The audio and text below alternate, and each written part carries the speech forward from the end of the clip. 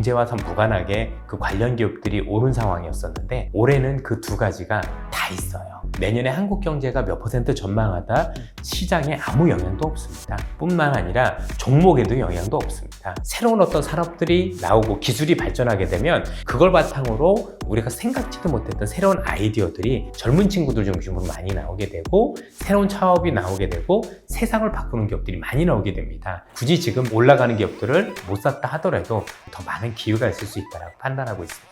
돈을 못 모으시는 분들이라면 일단 하시는 방법론에서 제일 중요한 건 주식 투자는 단점을 보완하려고 하면 안 됩니다. 주식하는 사람은요 반드시 시장에서 답을 찾아야 돼요. 여러 가지 면에서 제가 볼 때는 하반기에도 상반기처럼 종목별로 뭔가 모멘텀이 있고 실적을 이끌 만한 동력들이 많이 보이기 때문에 우리가 살만한 기업들이 많이 나올 수 있는 시장은 하반기에도 지속될 거다 이렇게 판단하고 있습니다.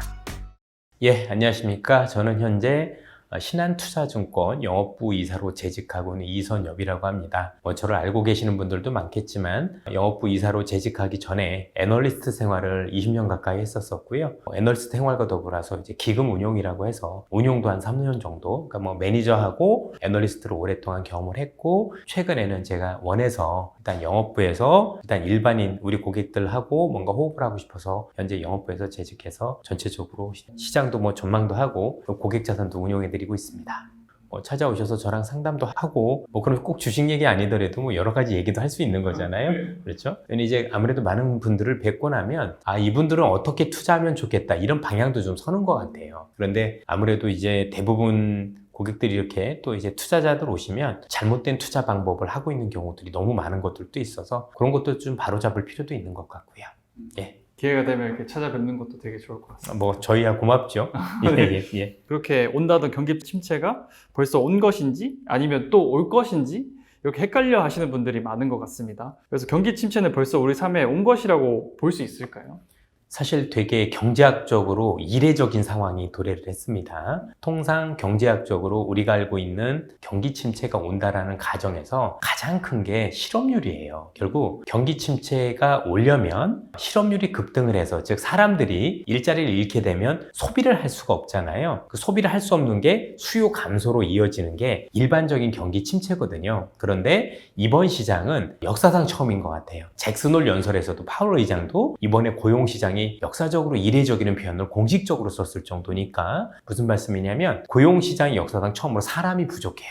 일자리는 계속해서 남아돌고 있는데 아시겠지만 최근에 IRA나 이런 법들을 통해서 미국이 지속적으로 일자리를 창출하고 있지 않습니까? 이런 상황에서 미국이 처음으로 사람이 한두 명도 아니고 400~500만 명 부족한 현상이 발생을 했어요. 그 이전에는 인구학적으로도 그렇고 항상 사람이 남아돈다는 걸 가정을 하니까 사람도 남아도는데 경기가 어려워져서 일자리가 없어지면 실업률이 급등하는 게 일반적이었는데 지금 시장은 일자리도 늘어나고 왜냐면 미국이 IRA나 이런 법을 통해 투자를 하고 있고 이런데 사람도 부족해지는 사람이 부족한 이유는 크게 세 가지 이유가 있었는데요. 하나는 코로나 때문에 120만 명의 안타까운 인명들이 사망을 하셨습니다. 그래서 고용시장에서 사실상 이렇게 어렵게 이렇게 된 부분이 있었고요. 그리고 두 번째는 은퇴가 이번에 엄청났어요. 몇백만 명 이상의 베이비 부모라고 불리는 미국에서는 1946년생이거든요. 그럼 지금 우리 46년생이시면 우리 선배님들 나이신데 선배님 중에서도 대선배님이시잖아요.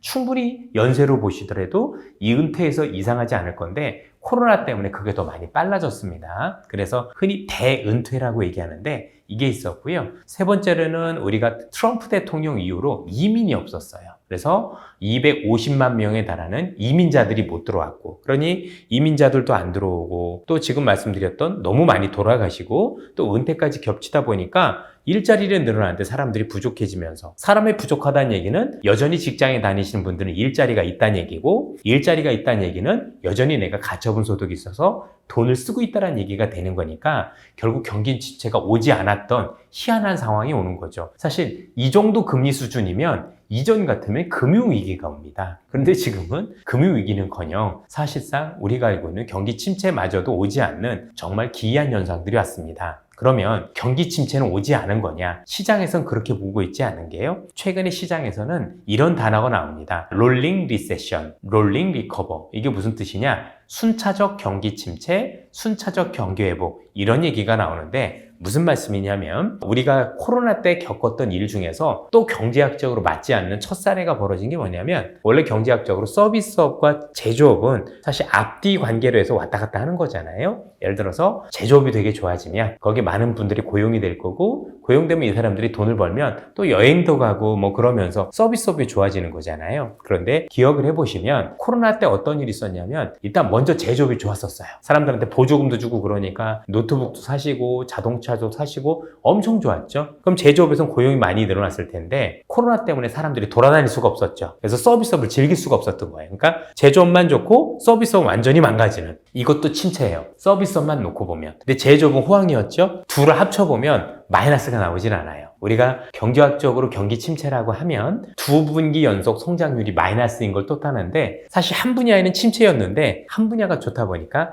합쳐보면 마이너스가 안 나오는 거죠. 그래서 이거를 순차 침체. 그래서 서비스업이 먼저 침체가 왔고 그 다음에 지금은 지난해 연말에는 제조업이 침체가 왔었어요. 우리나라 삼성전자 안 좋았죠. 엄청나게 안 좋았고 얼마나 안 좋았으면 감산을 했겠습니까? IMF 이후에 인위적 감산은 처음이거든요. 그 정도로 어려웠어요. 쉽게 얘기해서 제조업은 또 뒤에 이어서 침체가 왔다. 근데 그때 리오프닝이 된 거예요. 그러다 보니 서비스업은 또 미국도 그렇고 엄청 좋아졌죠. 그러다 보니까 어떻게 되겠습니까? 제조업은 침체인데 흔히 얘기하는 또 서비스업은 호황이고 둘 합쳐보니까 또 성장률은 마이너스가 안 나오는 거예요. 그래서 지금 전체적으로 놓고 보면 경제학이 완전히 뒤죽박죽 됐고 각각의 업종별로는 한 번씩 침체가 왔었어요. 그런데 전체적으로 합쳐서 분기별로 성장률을 합쳐놓고 보면 마이너스가 나오지 않았던 거죠. 그래서 침체가 왔느냐 오지 않았느냐 얘기하는 게 되게 애매한데 사실 분야별로는 일부 왔었고 일부 회복이 시작됐다. 그래서 전체적으로 놓고 보면 안 온 것처럼 보인다. 이렇게 정리를 해드리면 될 것 같습니다.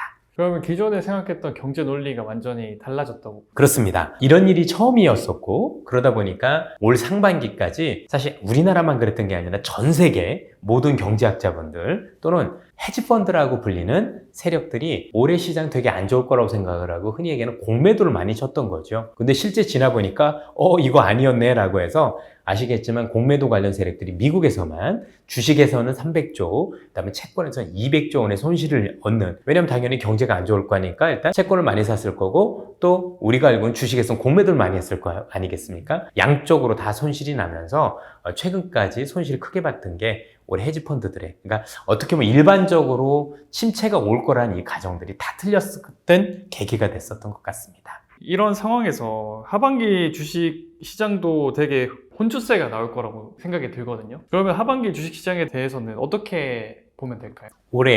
일단 올해 시장을 보시면 올해 경제가 좋다 나쁘다 하고 관련 없이 시장이 올랐거든요. 통상적으로 경제가 어려운 국면에서도 지수가 오르는 경우가 여러 차례 발생을 하게 되는데 그런 예외적인 사례가 첫 번째는 새로운 기술이 나타났을 경우, 예전에 뭐 컴퓨터의 발전 아니면 뭐 스마트폰의 발견 뭐 이런 것들이겠죠. 또 하나는 우리가 수출을 하는 주요 지역의 성장 동력이 변화되는 경우, 이런 경우에 경제와 무관하게 그 관련 기업들이 오른 상황이었었는데 올해는 그 두 가지가 다 있어요. 그래서 아마 올해 내내 아마 상반기에 기억을 해보시면 올해 경제 안 좋다라고 하는데 정말 몇몇 업종들은 뭐 10배 오른 업종도 있고 굉장히 많이 핫했잖아요. 그렇죠? 그럼 생각을 해보면 하반기에도 이것도 다를 거냐? 그렇지는 않은 것 같아요. 그래서 통상 저도 애널리스트 할 때 투자 전략 팀장 출신이었었고 그럼 통상적으로 하반기에 지수가 이만큼 오를 겁니다 라는 게 일반적이었는데 지금은 그게 크게 의미가 없어요. 앞서 말씀드린 것처럼 현재 변하고 있는 우리 이제 주요 수출 지역이 중국에서 미국으로 변화하고 있고 그 변화하고 있는 미국이 새롭게 자기들이 성장 동력을 기존에 있었던 서비스업 중심에서 제조업 중심으로 변하고자 하는 그 관련돼서 최적의 수혜주들 같은 경우는 사실상 상반기에도 좋았지만 하반기에도 종목별로는 많이 좋아질 수 있는 개연성이 충분히 있겠죠. 왜냐하면 아직까지도 밸류에이션이 많이 싼 기업들이 많이 눈에 보입니다. 여전히 성장성도 있을 거고요. 또 최근에 있었던 신기술 관련 기업들도 마찬가지라고 생각을 합니다. 뭐 최근에는 또 여러 가지 이슈들도 많이 발생을 하고 있죠. 중국의 단체 관광객이 온다든가. 그래서 여러 가지 면에서 제가 볼 때는 하반기에도 상반기처럼 제가 볼 때는 종목별로 뭔가 모멘텀이 있고 실적을 이끌 만한 동력들이 많이 보이기 때문에 종목 중심으로 대응하는 시장은, 즉 우리가 살만한 기업들이 많이 나올 수 있는 시장은 하반기에도 지속될 거다. 다만 상반기하고 조금 다른 게 있다라고 본다면 아무래도 대주주 이슈가 좀 나올 수 있죠. 세금 관련 이슈들이요. 그렇죠? 이런 것들 때문에 한순간 한번 흔들릴 수 있는 변동성 이런 건 염두에 둔다고 하더라도 크게 시장에서 우리가 종목 찾는 데는 무리가 없는 시장이 될 것 같다. 이렇게 판단하고 있습니다. 그럼 그런 종목들을 찾을 때는 어떤 거를 기준으로 삼으면 좋을까요? 가장 중요한 기준으로 놓고 보면 큰 그림의 변화입니다. 항상 이제 경제 지표를 통해서 어떻게 하겠다라는 건 사실 이 시장에 맞지 않는 논리라고 보시면 되고요. 내년에 한국 경제가 몇 % 전망하다 시장에 아무 영향도 없습니다. 뿐만 아니라 종목에도 영향도 없습니다. 결국엔 현재 실적이 좋아질 수 있는 그런 기업들을 우리가 찾는 게 중요한 건데 현재 시장에서 우리가 실적이 좋아지는 기업들 거의 대부분은 우리가 수출하는 지역에 앞서 말씀드렸던 그런 지역이 중국에서 미국으로 바뀌고 있고 그 과정 속에서 우리 기업들이 수혜가 되는 특히 중국이 배제가 되면서 특별히 수혜가 굉장히 크게 되는 그런 기업들 같은 경우 중심으로 일단은 많은 부분들을 찾아봐야 되겠죠. 올해 상반기에 특히나 이제 AI와 같은 산업들이 되게 각광을 받았었잖아요. 근데 이 산업 트렌드는 계속 지속되리라 보시나요? 예, 그렇습니다. 최근에 이제 인공지능, AI, 그것도 이제 GPT라고 불리는 새로운 인공지능이 나오면서 시장에 되게 핫했던 것이 사실입니다. 그런데 아시다시피 이 AI가 이전에 비해서 성능도 일단 많이 개선이 됐고 GPT-3가 되면서 사실 이전에 우리가 알고 있던 기존의 AI는 다 버려야 될 정도로 성능의 개선이 거의 가히 상상할 정도로 아시겠지만 오픈 AI라는 회사가 이 GPT라는 걸 만들 때 3조 7천억 원이나 비용이 들었고 5조 개의 문서를 학습을 하고 또 대당 거의 1조 원 되는 슈퍼컴퓨터를 통해서 딥러닝을 했을 정도로 정말 성능이 어마어마해졌거든요. 그러다 보니 이를 활용한 수많은 사업들이 이제 조금씩 나오기 시작을 할 거고 그리고 이런 것들에 대해서 이제 기업들이 AI를 활용하지 않으면 경쟁력 측면에서 많은 차별성이 있다고 판단을 하고 있습니다. 처음에 저희들이 이 AI가 좋아질 때는 어떤 기업들이 더 좋아질까에 초점을 맞췄었는데 시간이 흐를수록 많은 기업들이 느끼고 있는 건 이거는 경쟁력 차원의 문제가 아니라 이런 걸 활용하지 않았을 경우 기업들의 생존의 문제가 될 수 있는 생존의 문제로 점차 변질이 되어가고 있습니다. 그러다 보니까 각 기업들이 이 AI를 어떻게 사업에 활용할 거에 대한 아이디어들이 많이 나오기 시작한 거죠. 중요한 건 최근에 엔비디아가 많이 올랐잖아요. 엔비디아가 많이 오른다는 얘기는 AI를 현재 하기 위한 어떤 하드웨어를 지금 현재 구입하고 있는 단계라고 보시면 되고 이런 구입 단계에서 성능들이 좋아지면 특히 미국의 빅테크, 미국 매그니피션트 7이라고 불리는 7개 기업들이 지금 아직까지도 파운데이션 모델, 즉 기본 모델입니다. 이 모델을 아직도 만들고 있는 과정이거든요. 그럼 이 파운데이션 모델 자체가 어느 정도 완성이 되고 나면 이걸 바탕으로 사실 새로운 비즈니스를 전개를 하겠죠. 그 비즈니스가 전개가 될 때 새로운 어떤 비즈니스를 하는 기업들 또는 이런 것들을 활용해서 정말 대단한 경쟁력을 가지는 기업들 이런 기업들 중심으로 제가 볼 땐 앞으로도 상당한 기회가 있을 거다라고 생각을 하고 있습니다.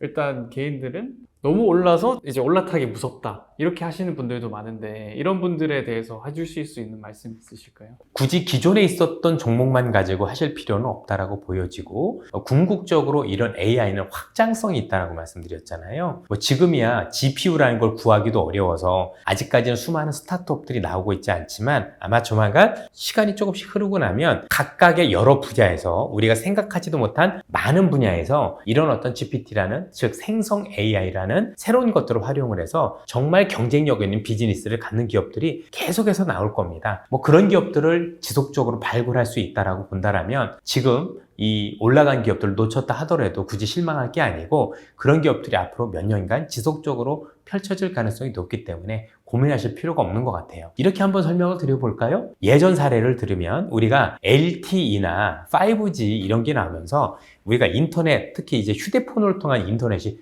되게 빨라졌잖아요. 이것 때문에 새롭게 생긴 사업들이 유튜브고 그 유튜브 때문에 생긴 회사가 우리 경제원답이지 않습니까? 그렇죠? 이런 식으로 이런 것들이 계속 좋은 기업들이 생기는구나 이렇게 보고 여러분도 잘 알고 계시는 배달의 민족도 그때 태어난 거잖아요. 이전에 그런 거 상상이나 했었습니까? 결국에는 새로운 어떤 산업들이 나오고 기술이 발전하게 되면 그걸 바탕으로 우리가 생각지도 못했던 새로운 아이디어들이 젊은 친구들 중심으로 많이 나오게 되고 새로운 창업이 나오게 되고 세상을 바꾸는 기업들이 많이 나오게 됩니다. 그래서 조금 더 긴 호흡을 두고 이런 기업들이 나오는지 저희들하고 같이 아이디어를 계속 공유를 하면서 찾으신다면 굳이 지금 올라가는 기업들을 못 샀다 하더라도 제가 볼 때는 더 많은 기회가 있을 수 있다고 판단하고 있습니다. 이선열 이사님께서는 이제 태조 이방원이라는 시장의 주도주를 정확히 짚어주셨잖아요. 그러면 앞으로 개인 투자자분들이 생각해볼 새로운 투자 아이디어가 말씀해 주신다면 어떤 게 있을까요?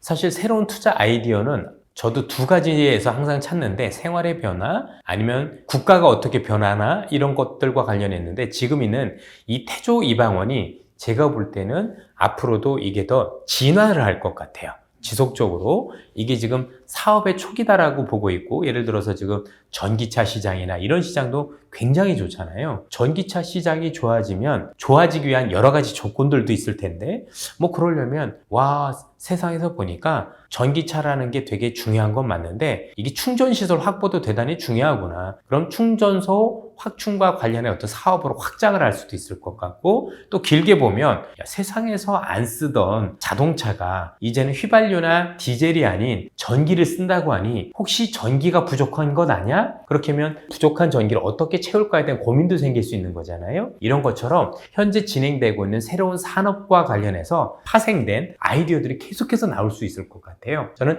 그런 것들을 계속 찾아가면서 투자 아이디어를 찾아가면 앞으로도 뭔가 수익성이 개선될 수 있는 많은 기업들을 찾을 수 있는 기회가 올 거라고 생각을 하고 있습니다. 수익률을 보고 나면 정작 내가 투자를 잘하고 있는 것이 맞나? 의구심이 드는 분들도 많으실 것 같아요. 이선열 이사님께서도 이런 인고의 시간을 겪으셨는지 이런 일을 극복하기 위해서 어떤 노력을 하셨는지 한번 말씀해 주시면 좋을 것 같습니다. 많았죠. 저희라고 좋았던 경험이 있는 게 아니라 생각보다 아주 안 좋은 편을 거덜난 적도 한두 번이 아니었었고 저 같은 경우는 우선 그런 경험을 말씀드린다고 하면 2000년대 초반에 그랬던 것 같아요. 제가 다른 분들보다 부끄럽지 않은 얘기를 하는 거는 저는 공부 하나는 진짜 열심히 하는 사람입니다. 생긴 건 별로 그렇게 산으로 들러 놀러 다닐 것 같지만 학습량은 상상을 초월할 정도로 학습량을 가지고 있다고 보시면 될 것 같은데요. 그럼에도 불구하고 2000년대 중후반 구체적으로 말씀드리면 2006, 7년도까지 놓고 보면 개인적으로도 실망을 많이 했었어요. 뭐냐면 벌 때 정말 많이 벌었거든요. 그런데 하락할 때 보니까 또 다 잃어가지고 결국 보니까 이제 수익이 없는 거예요. 그거를 여러 차례 반복을 했어요. 왜 그럴까? 왜 그럴까 고민을 많이 해봤더니 답이 잘 안 나왔었는데 제가 우연한 드라마를 하나 보고 그 해답을 찾았습니다. 그게 뭐냐면 불멸의 이순신이라는 드라마였었어요. 사실 제 친한 후배가 그 PD를 하고 있고 최근에 강감찬이라는 드라마가 또 KBS에서 하거든요. 역시 주인공은 여러분들 아는 최수종이라는 분이 하시게 되는데요.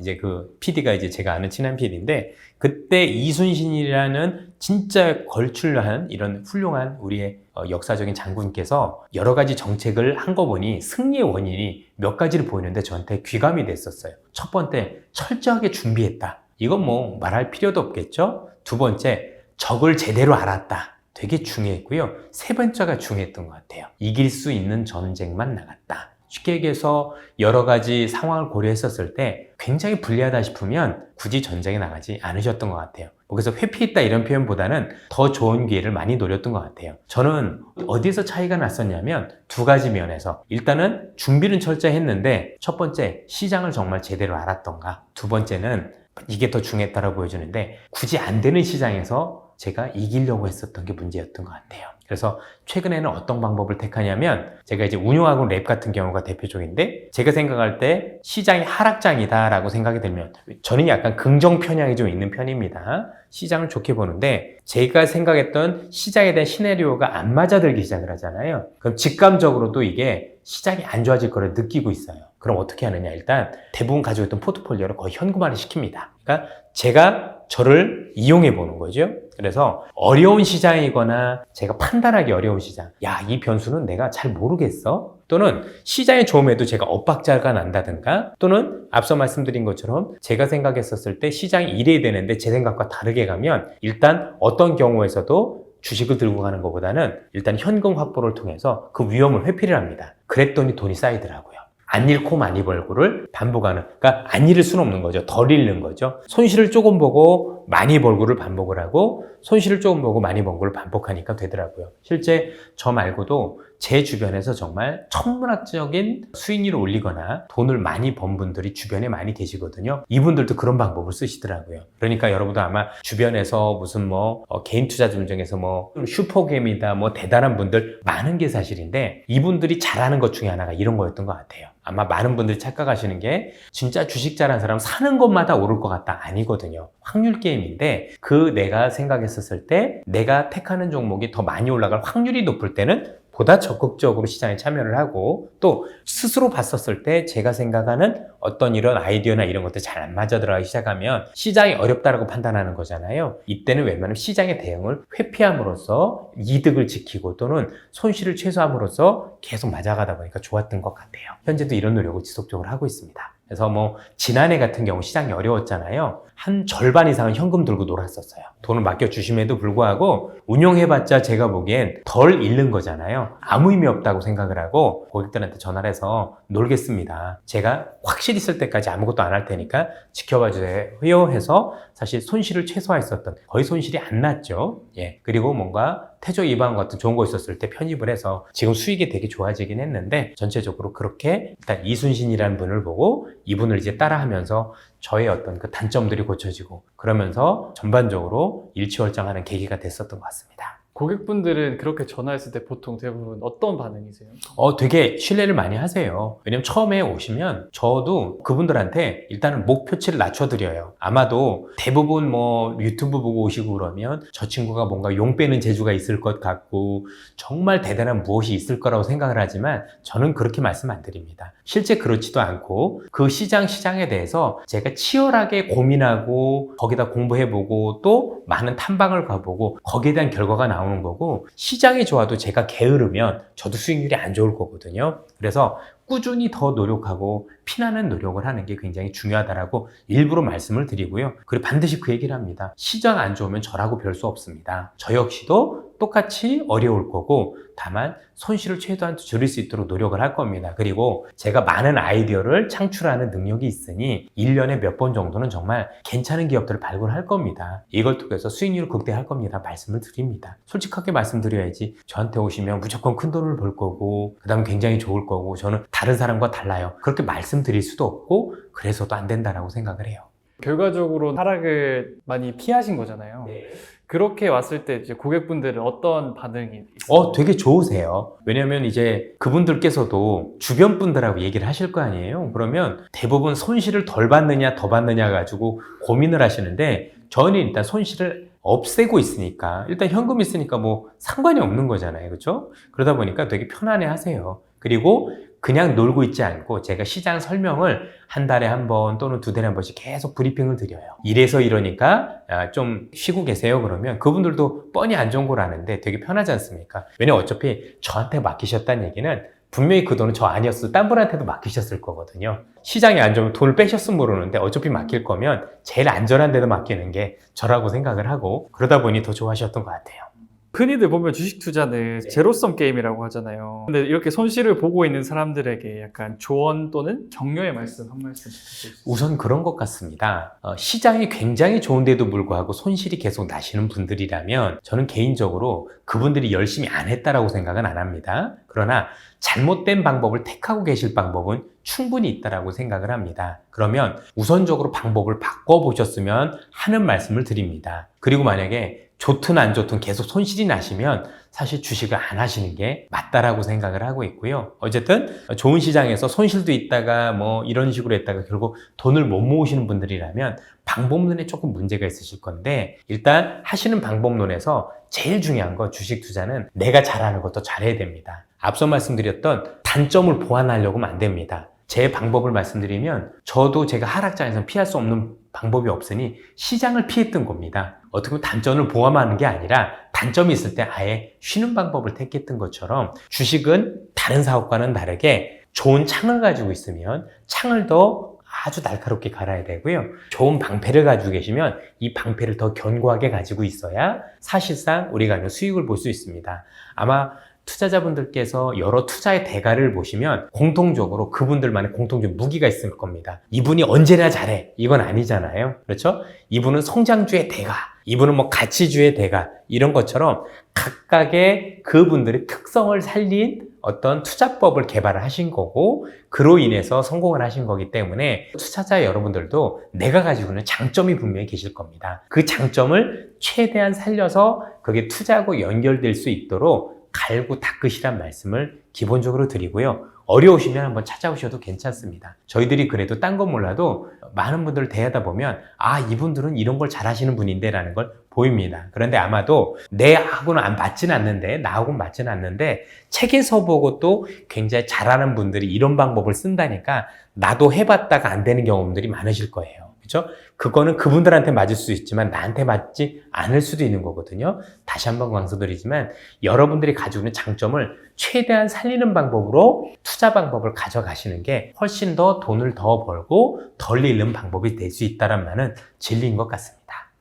중국 부동산 위기를 중국판 리만 브라더스 사태에 비유를 하고 있는 상황인데요. 이번 사태를 모두가 심각하게 보고 있는 이유는 무엇인가요? 아무래도 중국이란 덩치, 글로벌적으로 G2라고 불리는 국가가 위험에 빠졌다는 게 첫 번째 이유가 될 것 같습니다. 두 번째는 중국이라는 대륙 자체가 그동안 시장에서 크게 성장했었던 동력 자체가 사실 부동산이라는 걸 부인할 사람은 없거든요. 그런데 최근에 이 부동산과 관련해서 많은 어려움이 있고 또 많은 부실이 있다 보니까 이런 부실이 점점 더 커지고, 이게 커진 부실이 금융권으로 전이가 되면서 사실상 글로벌 시장에서도 큰 문제를 일으키는 거 아니냐란 우려가 시장에 자리 잡고 있다고 보여지는데요. 그러나 시장에서 들여다보면 또는 중국 현지하고 얘기를 해보고 또 저 말고도 저보다 훨씬 더 중국에 대해서 많이 알고 계신 분들 말씀을 들으면 조금 사실과는 많이 다른 것 같습니다. 우선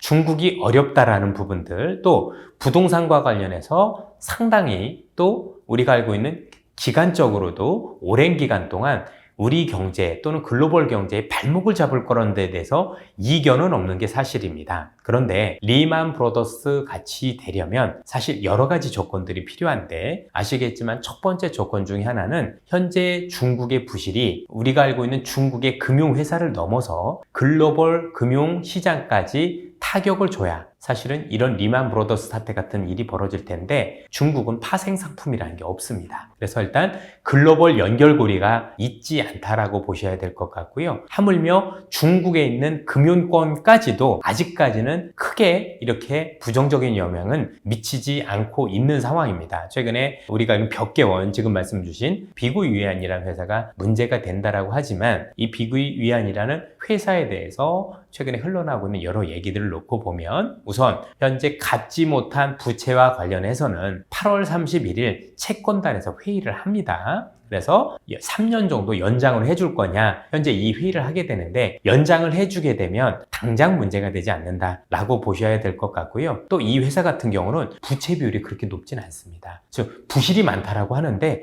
자산도 많습니다. 그래서 여러 가지 기회를 주면 우리가 생각하는 만큼 위기로 발전하지 않을 가능성도 있다라고 봐야 되겠죠. 헝가하고 많이 다르거든요. 또 이 기업 같은 경우는 정부의 정책에 잘 따랐던 정책입니다. 사실 이전에는 그러지 않았었어요. 즉 벽계원이라는 회사 자체가 3, 4선 도시 중심으로 부동산 사업을 하면서 더 어려워졌거든요. 그런데 잘 아시다시피 중국에서 집이 남아도는 지역 중심이 대부분 3, 4선 도시이기 때문에 이 회사의 매출의 64%가 3, 4선 도시에서 나오니까 결국 그것 때문에 더 많이 부실해졌는데, 이 기업이 올 상반기에 1조 7천억의 부실을 기록했던 가장 큰 이유 중에 하나는 이 기업이 그동안 짓다 말았던 부동산, 이거를 계속 지어줬어요. 정부에서는 니들 어려운 거 하는데 짓다 만간 다 지어했고, 여기에 대해서 충실히 사실상 따르면서 다른 기업보다 훨씬 더 충실히 따랐거든요. 그러면서 지금 분양을 했지만 나름대로 지금 사람들이 벽계원이라는 회사가 낮아빠지면 그 사람들은 집도 없고 아무것도 없는 거잖아요. 이걸 방지하기 위해서 정부가 하라는 대로 꾸준히 이 높은 물가에, 이 높은 건자재 가격에도 계속해서 집을 지어줬던 거고요. 그 결과 최근에 어려움에 특했었습니다. 어떻게 보면 중국 정부 입장에 예쁜 짓을 하는 거잖아요. 그런데 이 기업을 무조건 사실상 파산으로 몰고 또 덩치가 1위 회사인데 파산을 몰았을 경우 우리가 생각했던 우려가 현실화될 수 있지 않습니까? 일단 잘 따랐던 기업이고 현재 부채가 생각보다 많지 않은 금액상으로 사람들이 많다라고 하지만 자산하고 비교를 해봐야 되잖아요. 그런 거는 충분히 가능성이 높다라고 본다라면 제가 볼 때는 우리가 우려하는 것까지 어떤 문제를 일으킬 것 같지는 않아 보입니다. 아울러서 사실 이런 위기가 있었을 때 해결 방식이 두 가지가 있다라면 첫 번째는 위기를 한꺼번에 해결하는 수술 방법이 있죠. 일단 확 어렵게 만들고 그 어려운 걸 통해서 대규모 수술하고 빠르게 회복되는 방법이 있는데 잘 아시다시피 중국은 지금 수출도 안 되고 미중 간의 갈등 때문에 부동산이 어렵다 보니까 소비도 안 되고 당연히 부동산도 안 되지만 중국 지방정부가 돈이 없다 보니까 투자도 안 되거든요. 그러면 대규모 수술했었을 때 이 중국한테 될 수 있는 인공호흡기가 없다는 점에서 놓고 보면 중국은 이 문제를 당장 뭔가 터뜨려서 위기화하기보다는 아주 장기간에 걸쳐서 위기를 해결하는 방식을 택할 가능성이 높고 그렇게 보면 당장 우리한테 무슨 문제가 생기진 않을 것 같고 다만 장기간에 걸쳐서 이 문제가 중국의 경제에 지속적으로 발목을 잡는 이런 형태의 위기로 제가 볼 때는 진행될 가능성이 높다라고 보고 있습니다. 따라서 지금 글로벌에서 얘기하는 또는 시장에서 얘기하는 리만 브로더스 사태와 같은 거는 저는 일어나지 않을 가능성이 높다라고 보고 있고요. 또 중국 경제가 어려워진 부분은 지금 우리 경제에도 상당 부분 반영이 되고 있기 때문에 그에 따른 피해가 분명히 있긴 하겠지만 그 정도가 저는 제한적인 수준에 그칠 가능성이 높다. 오히려 이 자체가 글로벌 시장의 물가를 낮출 수 있겠죠. 원자재 가격을 낮춘다든가 아니면 중국 경제가 어려운 만큼 전체적으로 중국의 소비자 물가 또는 생산자 물가가 떨어지면서 중국이 수출하는 물가도 떨어질 수 있거든요. 그럼 최근에 있었던 미국이 물가가 높아서 고전하는 부분에 되려 제가 볼 때는 청량제가 될 가능성도 배제할 수 없어 보입니다. 그래서 뭐 전체적으로 중국 경제가 안 좋다는 부분들 어려워진다는 거에 대해서는 적극적으로 동의하나 이게 글로벌 금융위기 또는 중국의 엄청난 금융위기로 발전될 가능성에 대해서는 저는 여전히 선을 긋고 있는 상황입니다. 그러면 어떻게 보면 중국의 잃어버린 30년? 뭐 이런 식으로 저성장 기조가 계속될 수 있다는 말씀이시나요? 뭐 그 정도까지는 아니라고 생각을 하고 있고요. 왜냐하면 중국이 만약에 부동산 부분이 어렵다라고는 하지만 전체적으로 지금 일선 도시는 그 정도는 아니거든요. 그래서 우리가 생각하는 예전에 일본만큼은 아닌 게 우선 부동산 자체가 일본만큼 오르지 않았었다라는 부분들도 있고요. 그리고 빚의 규모도 예전에 일본만큼 그렇게 크진 않습니다. 또 아울러서 이전에 일본보다도 내수 규모가 훨씬 더 크다라는 여러 가지 상황들도 사실상 일본하고 많이 다르기 때문에 전체적으로 너무 일본과 연동돼서 보는 건 제가 볼 때는 좀 무리가 있는 것 같고 일각에서는 뭐 중국의 인구가 줄지 않느냐 전 세계 인구가 다 같이 줄고 있습니다. 그렇게 따지면 우리가 더 문제 아니겠습니까? 사실 최근에 일본이 인구가 줄고 고령화됐을 때 문제가 많이 됐지만 최근에는 그를 대체할 만한 새로운 산업들 그게 AI고 로봇 산업이거든요. 이런 것들이 빠르게 대체할 수 있다면 그에 따른 부작용은 제가 생각보다는 훨씬 더 낫지 않을까. 제가 일본의 잃어버린 10년을 가지고 졸업 논문을 썼기 때문에 일본이 어떻게 진행됐었는지 많이 보는데 제가 보기엔 중국도 사실은 비슷한 면도 많이 있지만 다른 면이 많다는 점에서 놓고 볼 때는 너무 일본의 우려처럼 몰고 가는 건 좀 지양하고 그래도 좀 지켜보면서 따져보는 게 맞지 않느냐 이렇게 생각을 할 수가 있겠습니다. 미국은 중국 길들이기에 성공하게 되는 것일까요? 또 그러면 미국이 또 궁극적으로 원하는 것은 무엇이라고 보시나요?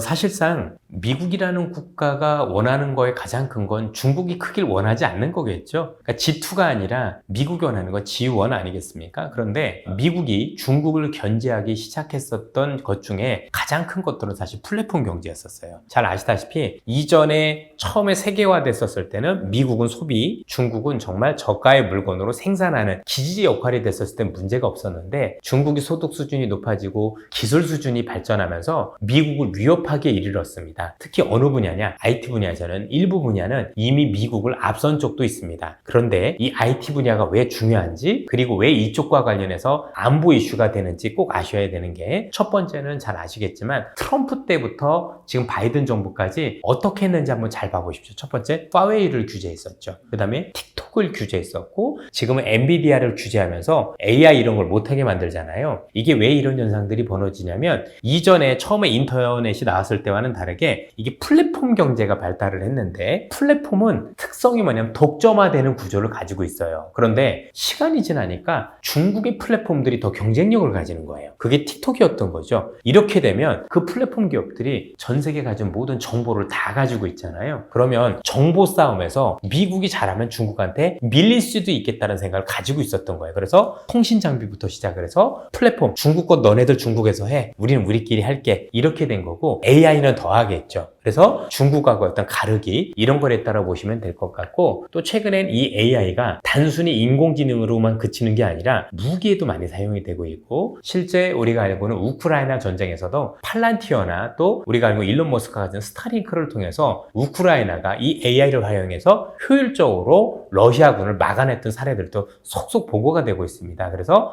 이런 기술을 활용하지 못하게 되는 부분들, 이런 것들도 막고 싶고, 또 코로나 되고 보니까 많은 공급망 문제가 있었죠. 어라, 중국이 문을 닫으니까 이게 아무것도 되는 게 없네, 이런 것들 때문에 이게 또 안보 문제가 될 수 있잖아요. 쉽게 얘기해서 나중에 중국하고 정말 많은 갈등이 생겼을 때 중국이 그 제조업의 무기를 바탕으로 해서 완전히 교역을 차단해버리면 미국도 정말 곤란한 상황이 올 수 있다는 것, 이런 것들 때문에 현재 공급망과 관련해서 미국 중심으로 첨단 공급망은 미국에도 두겠다. 그래서 자동차, 전기차, 우리가 하는 첨단 반도체, 이런 걸 미국 중심으로 하고 있는 거고, 앞서 말씀드렸던 플랫폼 경제는 아예 갈라놓는 거죠. 너희들끼리 하고 우리는 우리끼리 하자. 또 무기와 관련해서도 마찬가지고, 그래서 첨단 무기와 아니면 안보, 이런 이슈와 관련된 부분들은 역시 중국을 짓누르면서 우위에 서려는 노력들을 계속하고 있다라고 보시면 될 것 같고요. 나머지 부분에서는 최근에 협력을 강화하려는 움직임들이 보입니다. 그래서 전체적으로 처음에 우리가 봤었던 미중 간의 갈등의 모습은 탈세계화였었는데 최근은 디리스킹으로 바뀌고 있죠. 한 단계 낮아서 교역할 건 교역하자. 왜? 미국 입장에서 볼 때도 여전히 자기들한테 가장 큰 시장은 중국인 거예요. 애플에 가장 많이 팔리는 지역도 중국이고, 테슬라가 제일 많이 팔리는 중국도 중국이고, 스타벅스도 마찬가지죠. 그렇죠? 그럼 그 시장을 잃을 필요는 없잖아요. 그래서 그런 것들은 그런 것들을 교류를 하고, 이 안에서 이런 것들은 가르고, 그래서 뭔가 안보라든가 아니면 향후 성장과 관련된 문제는 여전히 중국을 제어를 해서 내가 앞선 기술력으로 초기업체를 통해서 앞서 나가되 우리가 물건을 팔 수 있는 시장과 관련해서는 여전히 협력을 하려는 시도들이 벌어지고 있는 것 같습니다. 그렇다면 우리나라가 여기를 비집고 수혜를 보는 산업들이 있을까요? 훨씬 더 전 많다라고 생각을 합니다. 제가 중국에 10수년 동안 다니면서 처음에 중국에 갔었을 때는 오로지 수혜밖에 없었습니다. 중국이 가지고 있는 게 없으니까. 그런데 일정 부분 시간이 지나니까 중국 같은 경우는 이제 내수라든가 모든 제조업을 자국 중심으로 쓰는, 내 거 써, 뭐 이런 일들이 많아지면서 전체적으로 한국의 피해가 더 많았던 게 사실이거든요. 그리고 지금 미중 간의 갈등이 커지면 당연히 중국 입장에서도 이 내수가 뒷받침돼서 미국이 안 쓰는 걸 내가 써야 될 거 아니에요? 가면 갈수록 자국 제품 중심으로 뭔가 국산화하려는 중국의 움직임들이 지속될 거 아닙니까? 그럼 우리 입장에서는 우리가 잘한다 손 치더라도 사실상 중국에서 발을 붙이기가 어려운 상황이 됩니다. 즉 중국이 정말 우리 거 아니면 안 되는, 한국 거 아니면 안 돼라는 제품 빼놓고는 거의 대부분 중국 거로 대체 가능한 건 시간의 문제인 거지, 결국은 저는 나올 수밖에 없는 입장이다 라고 보고 있거든요. 그런 상황에서 미중 간의 갈등으로 인해서 중국과 우리 서방 진영을 갈라놔서 우리가 서방 진영에서 더 물건을 많이 팔 수 있는, 또 경쟁력 가질 수 있는 산업을 키워줄 수 있다는 건 제가 볼 때는 잃는 것도 있지만 우리한테는 되는 것도 있다고 생각을 하는 겁니다. 특히 IRA법을 잘 보시면 알겠지만 IRA법은